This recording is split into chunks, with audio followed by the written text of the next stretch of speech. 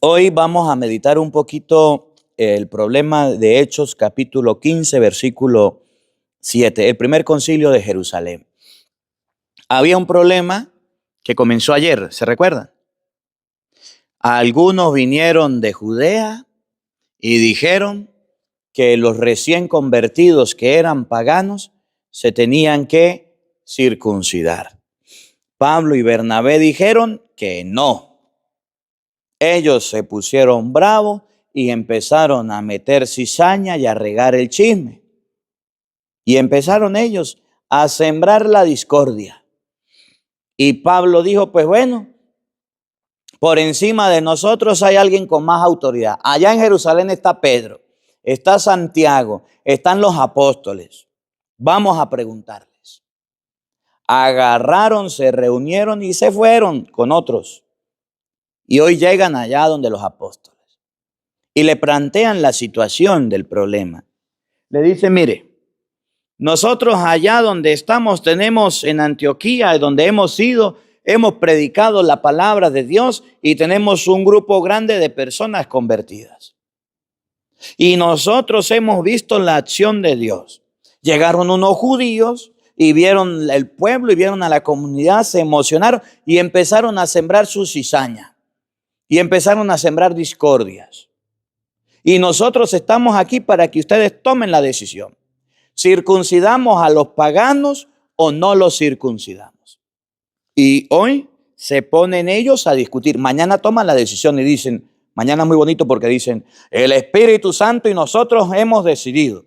Habiéndonos enterado que hay gente que siembran discordia, nosotros decimos esto, que se haga lo que se dice, punto. ¿Qué es lo que van a tomar? ¿Cuál es la decisión? Que los paganos se abstengan de los ídolos, de comer sus sacrificios y que se abstengan de relaciones sexuales prohibidas, de fornicación. Punto. Y eso causó gran alegría. Fíjense cómo lo dice hoy Hechos capítulo 15, versículo 7.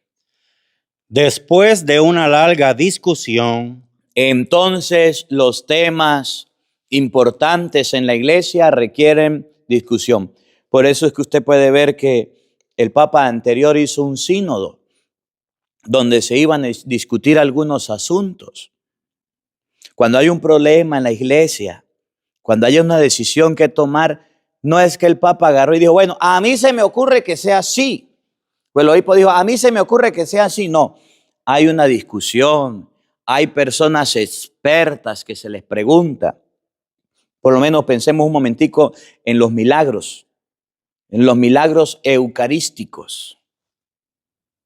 Ustedes pueden observar que a lo largo del mundo hay muchos milagros eucarísticos, pero son pocos los milagros eucarísticos que se reconocen.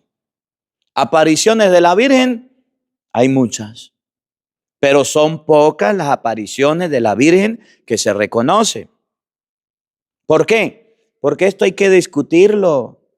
Para nombrar santo a alguien después de muerto, después de muchos años.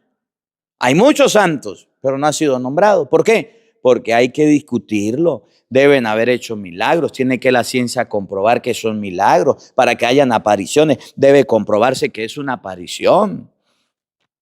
Debe comprobarse que es de verdad. Que la Virgen echa escarcha, que la Virgen yo no sé qué, y ahí está la gente echando la escarcha. No, la iglesia tiene que mandar a los peditos, tiene que mandar expertos. En estos días estábamos en México. Estábamos en México y estaba con Arturo, el esposo de Doris, y con Benjamín. Y allá en México, me dice Arturo, padre, vamos a comernos unos tacos. Vamos, pero vamos a ir a un lugar que está cerca. Y yo le dije, pues vamos. Y cuando llegamos allá me dice, mire, ahí hay una estrella. Y la estrella decía, estrella Michelin, algo así. Y yo le dije, ¿qué es eso? Y dice, bueno, hay en el mundo un grupo de personas que llegan a los restaurantes y llegan y evalúan la atención de las personas, evalúan la comida, evalúan la calidad. Y si pasan la prueba, le dan una estrella. ¿Y qué significa? que esa comida es buena,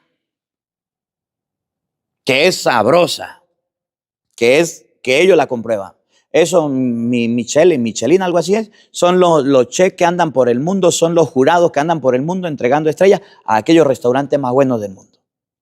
Y usted entra al lugarcito y es algo muy humilde, muy sencillo. Pero los tacos que nos comimos, bien buenos. Una carne bien sabrosa, yo no sé cómo se llama, pero estaba cerca donde estaba y nos llevaron.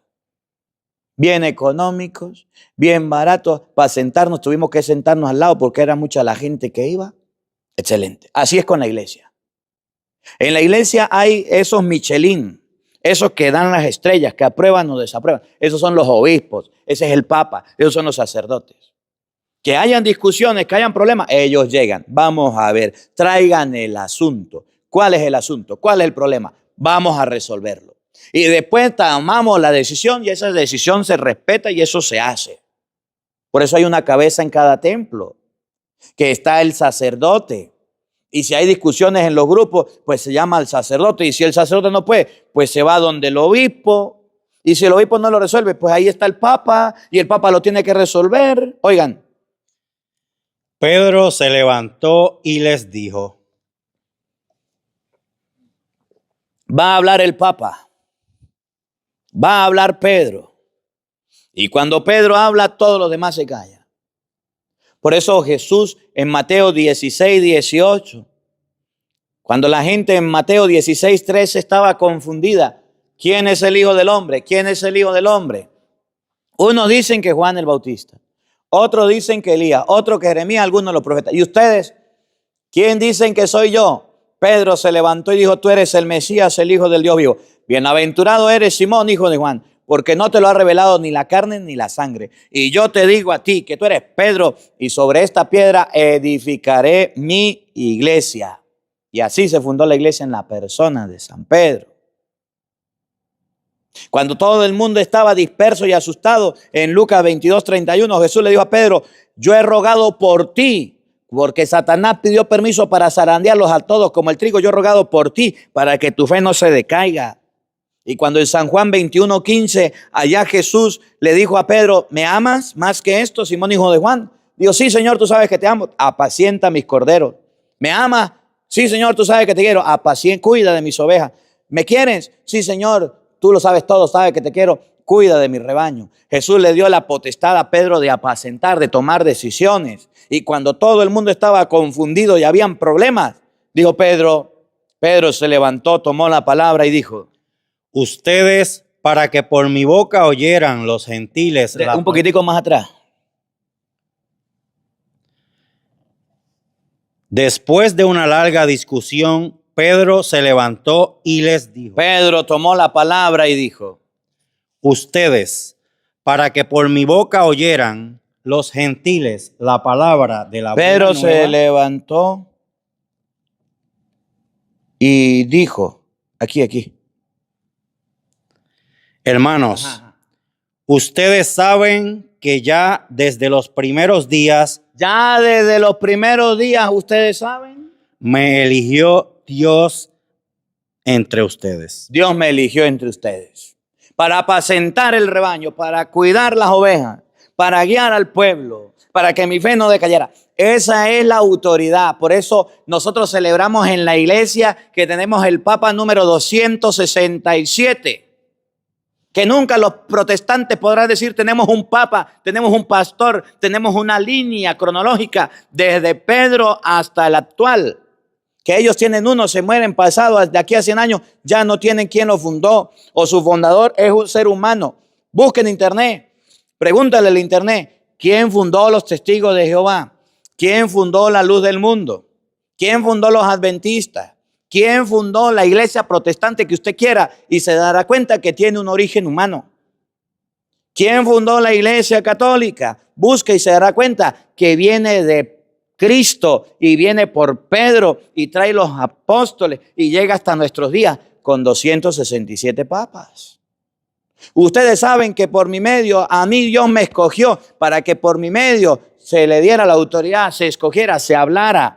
Eso se llama autoridad, eso se llama jerarquía, eso se llama que es el pastor que Dios eligió y colocó. Y cuando todo estaba confuso y habían problemas y había un concilio, el primer concilio de Jerusalén, Pedro puso los puntos sobre la I y dijo, esto es así, así y asao. Se ha dicho, no se sabe más, no se dice más. Y así se hizo. Van a ver la decisión mañana. La decisión de nosotros y del Espíritu Santo es esta: que no se circunciden, que se abstengan de comer lo sacrificado a los ídolos, y la decisión es que ellos no anden fornicando. Esa es la decisión. Y eso fue lo que se hizo. Oigan. Me eligió Dios entre ustedes para que por mi boca oyeran los gentiles la palabra de la buena nueva y creyeran. Por mi boca, Dios me eligió para que se predicara la buena nueva a los gentiles. Y Dios, conocedor de los corazones, dio testimonio en su favor, comunicándoles el Espíritu Santo como a nosotros. Y a los gentiles también se les comunicó el Espíritu Santo. Los gentiles eran las personas en cuestión. Los gentiles eran los paganos. ¿Y quiénes eran? Pues los que aquellos llegaron el día de ayer y querían mandarlos a circuncidar. Y Pedro le dice, a ellos también se les dio el Espíritu Santo. Yo lo vi.